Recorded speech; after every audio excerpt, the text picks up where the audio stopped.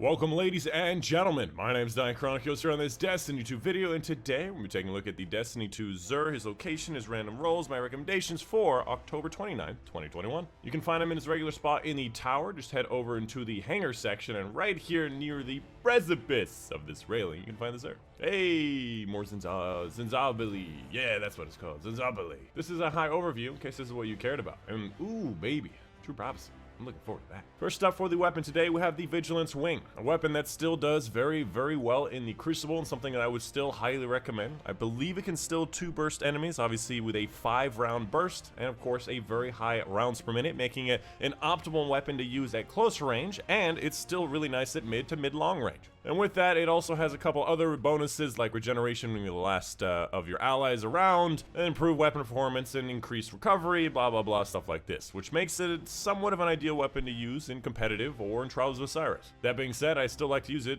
everywhere. And I believe the Catalyst gives it full auto, which full auto usually increases the RPM kind of behind the scenes, and then if you like full auto, it's there as well. Following that, for the Hunter Exotic, we have the Shards of Galanor. Hits and kills a Blade Barrage return super energy after the super ends, and this is very inconsistent. So getting kills against higher level targets, getting more hits against more targets will give you more of that return, up to 50%, but again, very inconsistent. That being said, the super is pretty much the only good part about that subclass. So if you really like the super, then this is the only way to make it better. Well, not the only way, but it's one of the best ways. I definitely see this being used a lot in the Vaults of Glass with Hunters just blade barraging the entire time. This really does make a big difference. As far as the roll goes, I really like the fact that it has mobility and recovery on it. That's something you like to see. Intellect is also really good for this particular exotic. The total stats is only 62, but I would say a pretty good roll for this particular exotic. Up next after that for the Titan exotic, we have the Antaeus Wards. Ooh, I forgot about the little glowy bits to it, but Antaeus Wards actually used to be near broken for Titans in Crucible, when you could basically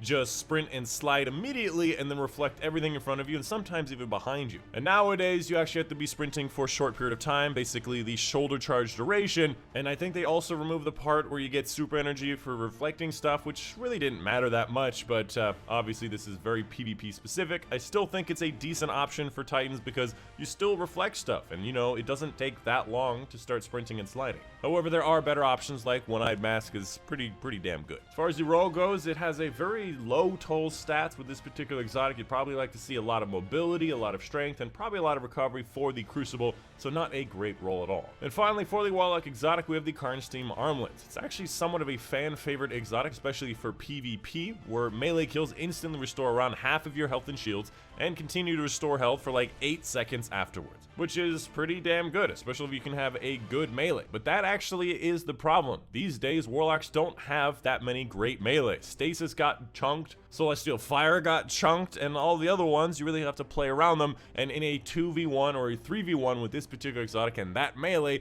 you may not be able to get out of it. So I still like this particular exotic. I do like what it does, but the Warlock melees did get gutted. As far as the roll goes, you like to see a lot of strength and then obviously a lot of recovery for the fact that it's a Warlock and it's more PvP based, and recovery is okay and strength is terrible. The total stats is also pretty terrible. I wouldn't personally recommend this roll. Following that, let's go ahead and take a look at the different legendary weapons. First and foremost, we have True Prophecy with a decent roll. However, it can roll explosive payload, and I do like that the best. And of course, I would also like to see a lot more range stuff. Although Tac Mag and Pendant Mag are actually pretty good as well. And of course, Demolitionist is also nice. Gives you like 10% of your grenade from a primary ammo kill. So this is a decent roll, but not the best. Following that, the 7th Seraph Officer Revolver. We have high impact reserves, which is not bad. We have some range stuff here, accurized and extended barrel, but of course there's that reload time. This is an okay roll yet again, but not the best. I do like to see Vorpal or explosive payload or time payload on this. For the submachine gun, not really at all what you're looking for. I would personally ignore it. The Wishbringer, again, not really at all what you're looking for. A lot of random stuff on it. We have the Long Shadow, which seems a bit more PvE focused with field prep, but again, you can have snapshot on this and it does not. For the Steel Sibyl, you like to have Relentless Whirlwind, and obviously it does not have that. And then finally, the 3rd Axiom. Surplus Unrelenting is okay, but obviously you'd like to see a bit more range, a bit more damage.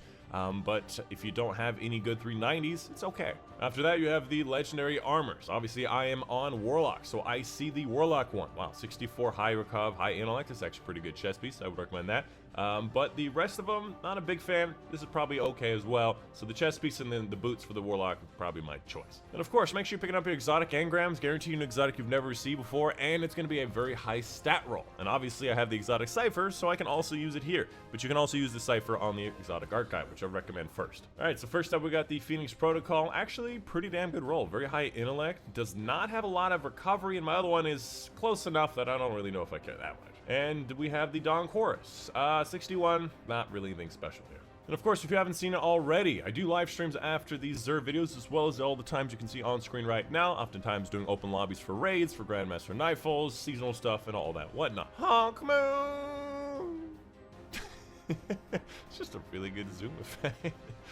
And of course, a big thank you to my patrons on Patreon. Specifically, a big thank you to Bombadad, Luco, Dr. Strange, Callahan, Joe Smith, my next Backmas, Raymond, Shonen, Panther, Reagan, for their support on Patreon. I think that's the fastest I've ever done it. Holy crap. And that's it. Hope you guys did enjoy. My name's Dychronic, and I'll see you guys on the next one.